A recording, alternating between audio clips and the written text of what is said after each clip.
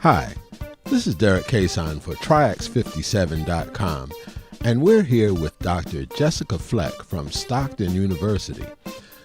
Dr. Fleck is doing a research project on the brain, and we would like for her to tell us all about this project and exactly what's going on. So how are you today, Dr. Fleck?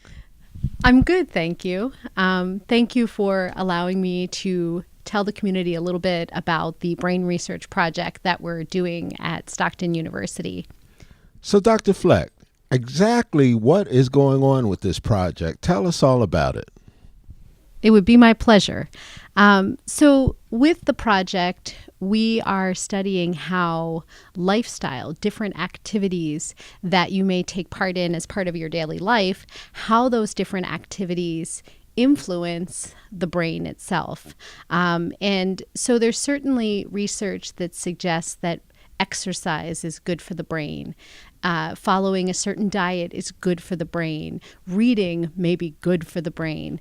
But one thing that is less clear is exactly how each of these behaviors improves the amount of connections that take place within the brain. So one thing that research has started to demonstrate is that it's not the amount of brain that you have. So having a bigger brain does not necessarily protect you from experiencing some form of decline in thinking and memory. But it may very well be that if you have a more connected brain, that could lead to better long-term health outcomes. So we're trying to identify which lifestyle factors, which activities do the best job of ensuring that the brain is connected well into older age. As part of this project, the other thing that we're really trying to do is to understand some of the differences in health outcomes that we know exist in terms of brain health. So even though we don't necessarily know how brain activity might differ, we do know that there are some differences in the rate or likelihood of developing dementia among racial and ethnic groups.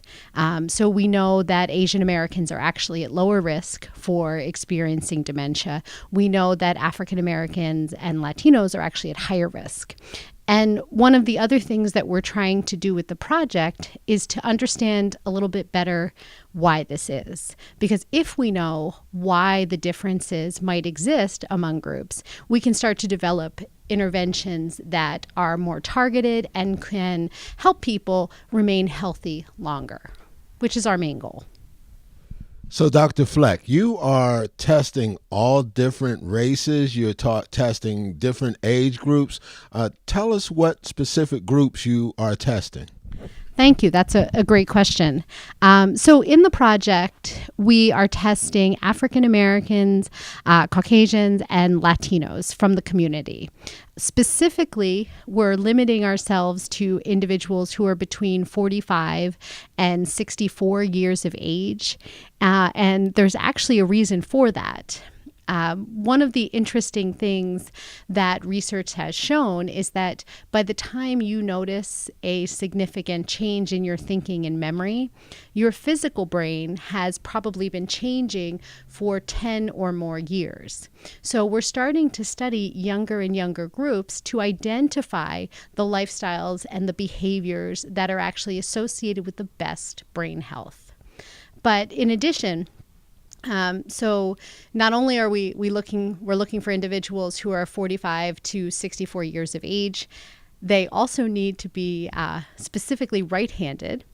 And we're looking for individuals who are right-handed because individuals who are left-handed are not any less healthy, but individuals who are left-handed actually have a slightly different organization to the brain, which is fine. But in the studies that we do, we're actually never looking at individual data.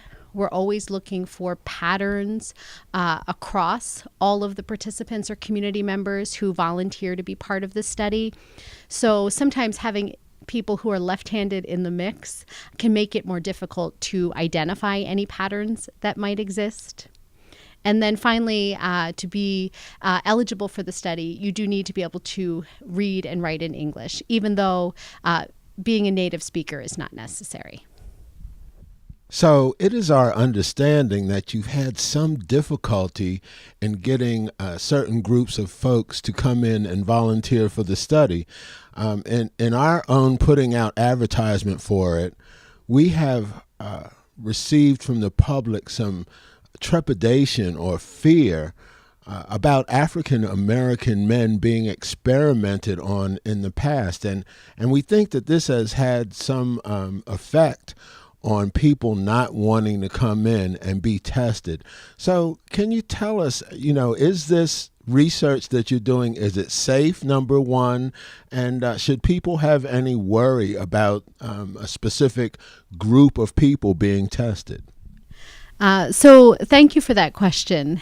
The technique that we use to record activity from the brain as part of the study is called EEG. And EEG uses small sponges that actually sit on top of the scalp and record activity that comes from the brain itself. It's completely non-invasive. It's a very comfortable net that we use, and I'll show you a net in a little bit just so that you can see what it looks like. But the procedure is completely safe, and we've used it in many prior studies, not just at Stockton University, but it's used throughout the United States and in other countries as well. But I think the other piece of this that's so important is the question about how the data will be used. Is there any concern about misuse or mistreatment of participants who are part of the study? And I think that certainly one of the things that researchers in general are sensitive to is the history behind some of the mistreatments and ethical violations that have taken place. For this study and any study that's done at Stockton University, there's a committee that's called the IRB, and the IRB reviews studies to ensure that we follow safe protocols and that all participants in the study are treated in exactly the same way. So there's no difference in the protocol that men in the study or women in the study will be exposed to. And so one of our main goals, I think, is to really reassure people that this is a very safe, comfortable, and even enjoyable study. So we have had a number of volunteers up to this point, and everyone leaves just really remarking on how interesting the experience was. And so while I can certainly understand the concern, particularly in light of things that have happened in the past, the government and specifically Stockton University has taken tremendous care to be sure that everything that we do in the study is safe and comfortable for participants. Dr. Fleck, is there any payment to people who want to be involved in the study, and how does someone get involved? Thank you. Yes. So all participants are being compensated with $75 for their time. The research itself includes 2 sessions. Each session is about 1 hour in length.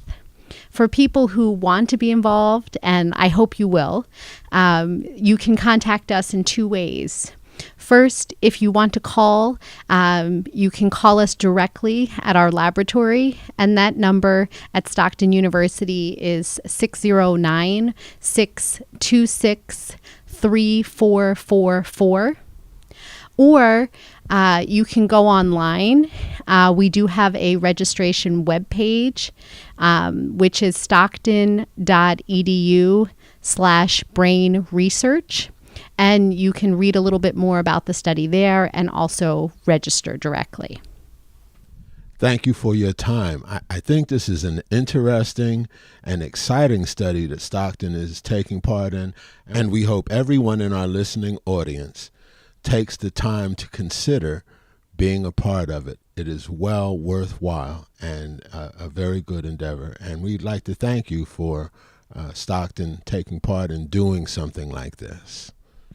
Thank you so much. Again, I do think that research on brain health is so important. certainly, many of us know individuals who have experienced a change in thinking or memory as part of aging. And I think it is sometimes very challenging to support individuals in our communities, our families who are experiencing problems with thinking and memory. But research like this makes it possible for us to find ways to keep people as healthy as possible for as long as possible. And research is not successful without the volunteerism and contributions from the community. So I'm hopeful that you'll consider taking part in the study if you're able, and certainly do not hesitate if you have questions about the project. Again, feel free to contact us at the laboratory. Okay, great. I hope there's something there. Well, we will see. Okay. The number again is 609-626-3444. Thank you so much.